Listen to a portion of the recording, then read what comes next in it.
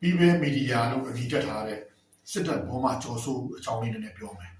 သူ့ရဲ့ဗီဒီယိုဖိုင်ကနော်ဒီတက်လာတာပေါ့နော်စင်ကူးမတရားမှာ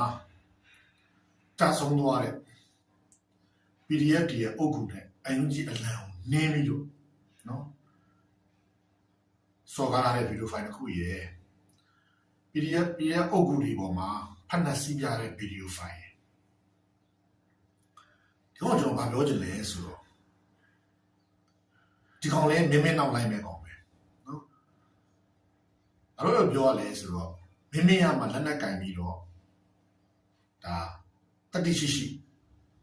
PDF နယ်တွေကိုသွားပြီးတော့မှသူလုံးချက်တယ်နော်ကျော်ဆုံးကအဲ့လိုမဟုတ်ဘူး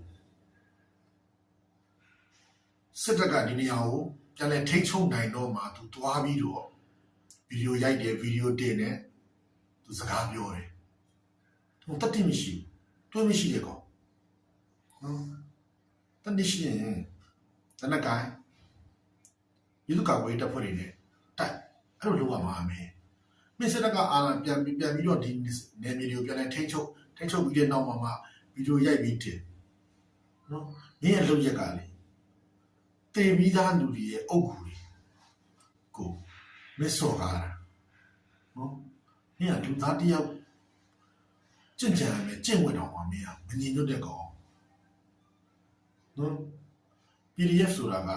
ပြည်သူ့ကာကွယ်ရေးတပ်ဖွဲ့တွေမြင်းခုမားတွေနဲ့ဘောမားတွေရဲ့အချမ်းဖက်စစ်တပ်ဆိုတာကအာဏာသိမ်းကြတဲ့ကပြည်သူ့ဘရက်ဆက်တပ်ဖြတ်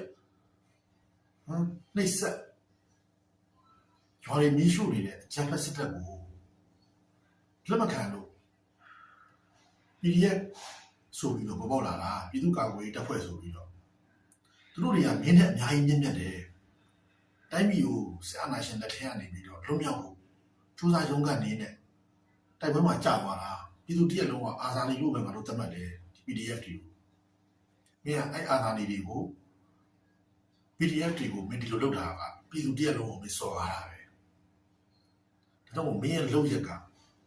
ကျွန်တော်စစ်တပ်ထောက်ခံတဲ့ကောင်တွေကအသိဉာဏ်မရှိဘူးအသိတရားမရှိဘူးနော်အတွေးခေါ်မျှော်မြင်စဉ်းစားနိုင်စွမ်းမရှိဘူးမင်းတို့ကဒါတင်ပြီးသားလူရဲ့အုပ်ကူလေးမင်းတို့လည်းဘာမှအကျိုးမဲ့ရလာမှာမဟုတ်ဘူးမင်းရဲ့တိတ်ခါမင်းကိုမွေးလိုက်တဲ့မင်းရဲ့မိဘအဖေအမေရဲ့တိတ်ခါတပြားချက်မှမရှိတော့မင်းကိုလူလို့တော့ခေါ်လို့ရတဲ့အဆင့်မဟုတ်ဘူး